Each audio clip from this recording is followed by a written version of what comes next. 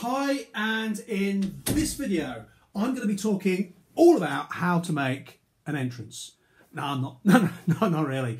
I just wanted to try that. So listen, this video is all about sense of humour, comedy, and should we try to make our audience laugh at any stage during the presentation? And what if we don't have a sense of humour? What if our audience doesn't have a sense of humour? What if the joke goes wrong? Should we start with a joke? That's what this video is all about. My name is Graham David, and I put out these very brief videos, and they're all about helping you be a better presenter, better speaker. If you have a slot coming up at a conference, these are going to be full of little tips and techniques to help you deliver your speech better. So let's deal with the big question first of all. Should you plan to use humour in your presentation? Yes, you absolutely must do. It's so important. Now think about it just for a moment. Some of the best speakers you've ever seen have used humour. Now, I'm not saying you were laughing through the aisles throughout the whole presentation. That'd be ridiculous. That'd be a stand-up comedian. But there would be something, 2 or 3 moments when they said something and the audience relaxed, smiled, laughed, chuckled. And this is what we're looking to do. Because when we start to use humour deliberately, we can lower people's barriers, we can show our human side, we can bring a moment of a change of atmosphere and of attitude to the room.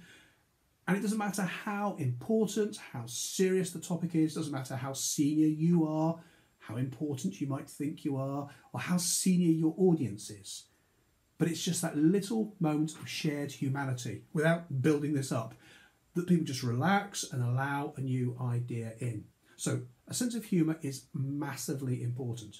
And if, by the way, you're thinking right now, I'm just not a funny kind of person, then all the more reason why you must find some moments, and your target is really simple. It's just to make your audience for a moment relax, to smile.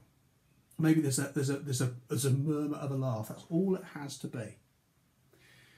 Pretty much everyone I've ever met has a sense of humour in the right situation. Now, whether that's with friends, with family, in social settings, but somehow when that comes to the commercial situation at work, that all goes out. It's too serious, we can't joke about it. We're not joking about the topic, we're using humour to put our case forward in a more effective way. So let me give you an example. Now, this is a structure that I have used for 10 years, and it works pretty much every single time. I'm going to explain it to you, and I'm going to tell you some of the key reasons why it works, so you can use the same reasons for something you're thinking about. By the way, as I explain this, it's not going to be remotely funny, and that's fine. It's like when you listen to a great comedian, you come back and you tell their jokes to somebody else, and it doesn't work. You see, that great comedian has been building up that material for some time, which is why now they can hit a laugh every line. We are going to use humour in a similar way, deliberately. So here's the example. Very often at the start of a big conference, particularly if there's a range of speakers, the audience has been sat there like this for some time. So I want to interrupt that pattern. I want to change it right from the start. So I get the audience to do something, they do some introductions, and I go up to somebody and say, "Hello, I'm Graham." Now that's a fairly normal thing, so as I hold my hand out, they hold their hand out, and we start shaking hands.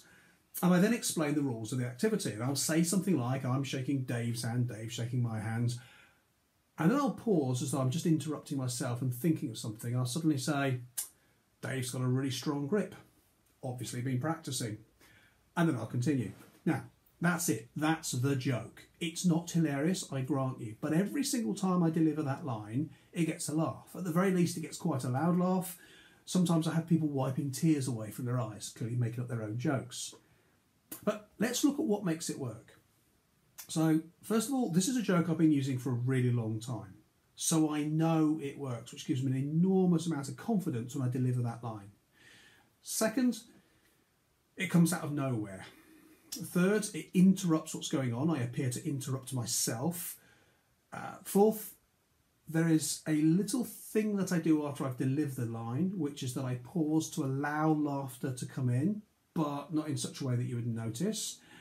And finally, 5, the line can be taken a number of different ways. All right, so let's look at this. I've been using the line for a really long time, and rehearsal is very, very important. Often you'll be on stage, you'll think of something funny, you'll say it, and it will kill the room. The room will be falling back laughing. You'll think, aha. Now that is a line that you must retain and use time and time and time again. All right, clearly not to the same audience, but if the joke works, you must use it over and over again. Many speakers will say, oh, you've probably heard this one, or they'll say, they'll do the joke, they'll get a good response from it, and they'll say, I know some of you have heard that. It doesn't matter.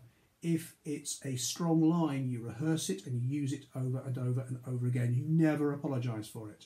Chris Rock, the American comedian, massively successful, has been on record as saying he will write a joke here, he'll start performing it here, and it's a year later, right, a year later of performing that joke before he knows consistently he can get a laugh from it.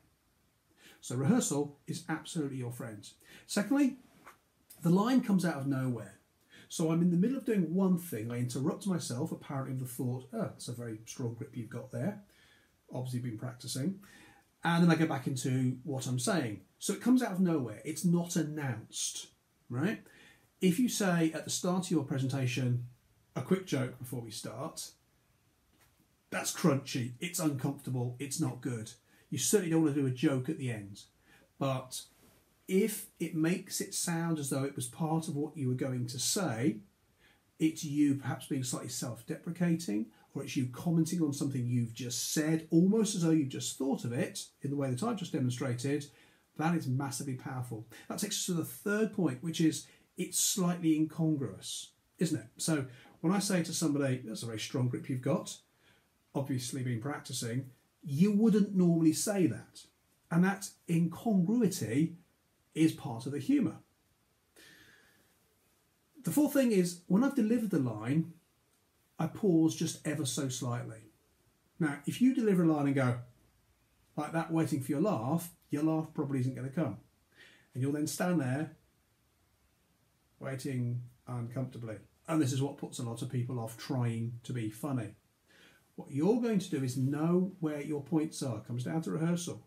So I say, that's a strong grip you've got there. And in that breathe in, I'm waiting to see whether people laugh, whether they acknowledge. Often it's a small laugh. And I'll then go, obviously been practicing. And again, in that breathing time, if nobody does a thing, you imagine complete silence, obviously been practicing. Right, so, and I continue with my instructions. Or, if it gets the laugh, I'm then able to pause, look around the audience, and then continue with my instructions. That pause point is very, very useful. And the fifth point is, I said the line can be taken more than one way. Well, of course it can. Strong grip, obviously been practicing. Now, I'm well aware that there's a certain amount of innuendo in there, but it's not so much as to be unacceptable to a commercial audience. It can mean many different things to a number of different people. At the very least, the most innocent interpretation, Dave, I think we called him, is very, very keen to make a good impression at the conference. So he's been practicing shaking hands. Doesn't matter on what level that hits for you, it works.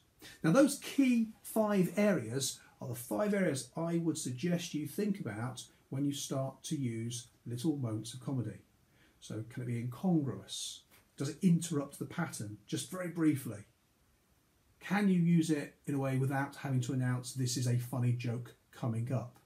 Can you have that brief pause afterwards just to allow the line to sink in? Can you rehearse it massively, hugely, as much as possible? If it works, use it time and time and time again. And finally, can the line be taken a number of different ways? Because if it can, then you absolutely should definitely use it repeatedly. That, for now, I think is everything we need to be talking about in terms of comedy and humour. I hope that's of use to you. Please let me know, and indeed anything else you'd like to look at in the future. For now, though, thank you.